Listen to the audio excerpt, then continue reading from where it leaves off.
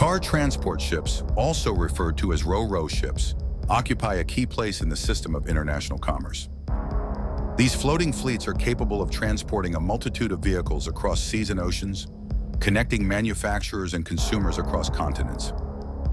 These vessels are characterized by their impressive size and special design, which allows them to safely accommodate cars, trucks, and other types of vehicles on tiered decks.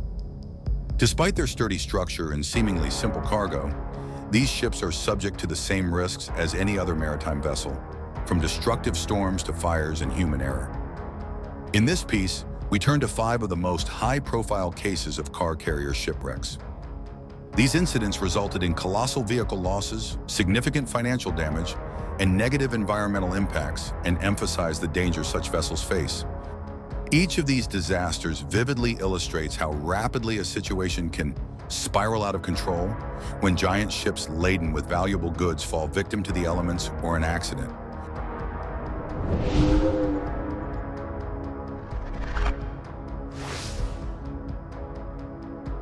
The MV Cougar Ace incident is considered one of the most infamous incidents in the history of maritime transportation of automobiles in recent decades.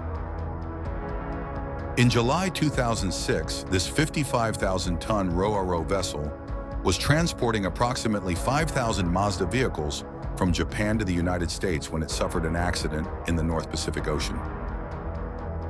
While conducting a standard procedure to replace the ballast water needed to keep the ship stable, the Cougar Ace suddenly lost its balance. Due to a critical error in the ballasting process, the ship tilted 60 degrees and was on the verge of capsizing. The ship remained in a semi-recumbent position for several days, while the vehicles inside moved around haphazardly. Miraculously, the crew managed to evacuate without casualties, although one of the rescue team's engineers was later tragically killed while assessing the damage. Cougar Ace was eventually salvaged and towed to a shipyard in Alaska. However, the cars on board were deemed unfit for sale due to water damage and the risk of hidden mechanical failures. Mazda made the costly decision to scrap all 4,700 cars. This case highlighted the risks associated with ballast water management and led to stricter regulations and procedures to prevent similar incidents in the future. On January 3, 2015, the car carrier Hoegh Osaka departed the port of Southampton, UK for Germany. It had over 1,400 cars on board, including the prestigious Jaguar, Land Rover, and Rolls-Royce brands. However, shortly after leaving the harbor, the ship tilted violently and lay on its side. In an effort to save the ship, the captain made the risky decision to deliberately ground the ship on the sandbank of Bramblebank, which prevented a complete capsize.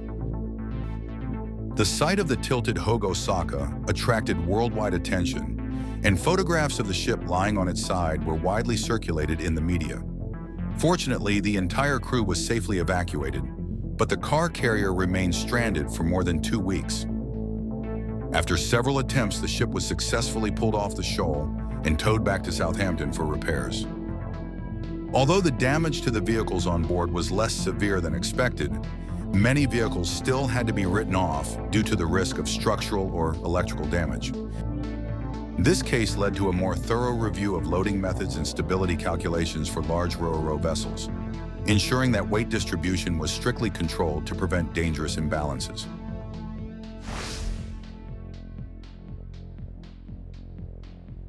The Golden Ray vessel accident is considered one of the most shocking and complex automobile transportation disasters in recent years.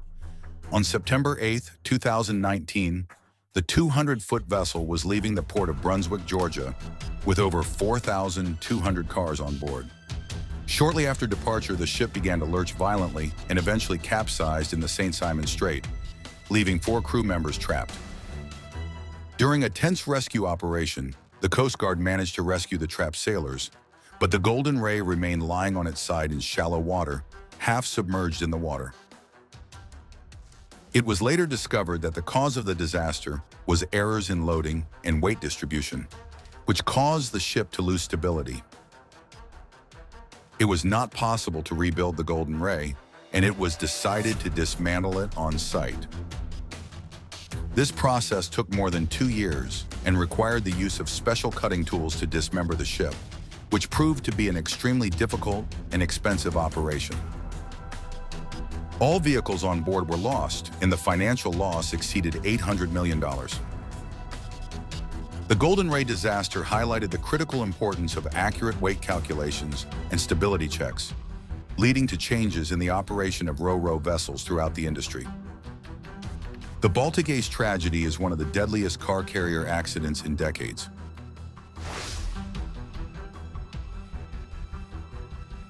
On December 5, 2012, while traveling from Belgium to Finland with a cargo of more than 1,400 cars, Baltic Ace collided with the container ship Corvus J in the busy North Sea shipping lanes.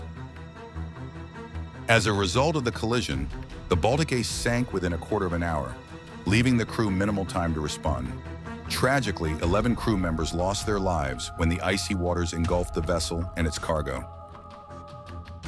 The wreck was about 35 meters deep, posing a danger to other ships passing along this busy route. Given the location of the wreck, the decision was made to raise it from the seabed to prevent future accidents.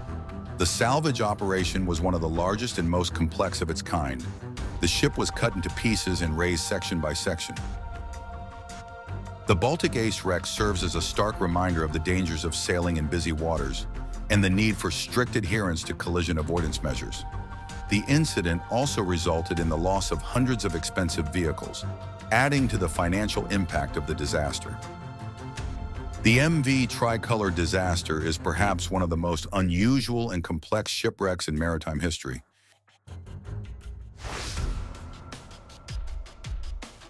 On December 14, 2002, Tricolor, a Norwegian car carrier transporting approximately 3,000 luxury cars, collided with the Bahamian container ship Kariba in the English Channel. As a result of the collision, the Tricolor quickly sank in shallow water, but fortunately, the entire crew was rescued. The real problems came later. Despite the wreck being clearly marked, 2 other ships collided with it within days of the accident. This raised serious concerns about the safety of shipping and the effectiveness of wreck marking on busy shipping lanes. The operation to raise the Tricolor was monumental. The ship was cut into 9 sections and raised from the seabed over several months. The cars on board, mostly expensive BMWs, Saabs and Volvo, were a total loss, and the financial impact ran into the hundreds of millions of dollars. The Tricolor disaster highlighted the dangers posed by wrecks in high-traffic areas and spurred the development of new rules for marking and avoiding wrecks in busy shipping lanes. The stories of these 5 car carrier wrecks provide valuable insight into the challenges and risks faced by these huge vessels. In each case, the losses were staggering, both in terms of human lives and financial impact. The Baltic Ace and Golden Ray tragedies highlight the importance of careful weight distribution and stability checks to ensure that RoRo vessels are properly loaded and balanced before going to sea. The rapid sinking of Baltic Ace also highlights the inherent dangers of congested shipping lanes, where even minor navigational errors can lead to disaster. The MV Cougar Ace and Hoegh Osaka accidents demonstrate the critical role of ballast water in maintaining vessel stability, emphasizing the need for accurate management during routine operations. Both incidents occurred because seemingly routine tasks were performed with catastrophic errors, reminding us that there is little room for error aboard huge vessels carrying valuable cargo. Finally, the MV Tricolor wreck serves as a stark reminder of the danger posed by wrecks, especially in high-traffic areas. Repeated collisions with the wreck have shown that even well-marked wrecks can pose an ongoing threat to navigation. The lengthy and costly recovery of the Tricolor demonstrated the difficulties associated with removing wrecks from busy waterways and the far-reaching consequences of such accidents. Collectively, these shipwrecks have led to significant improvements in maritime safety regulations, including enhanced stability checks, better ballast water management practices, and stricter protocols for navigating congested shipping lanes. However, as these wrecks demonstrate, the unpredictable nature of the sea and the enormity of modern shipping continue to pose challenges for even the most modern vessels. The lessons learned from these tragedies continue to shape the future of maritime safety in an effort to minimize the loss of life and property in an industry where the stakes are at an all-time high.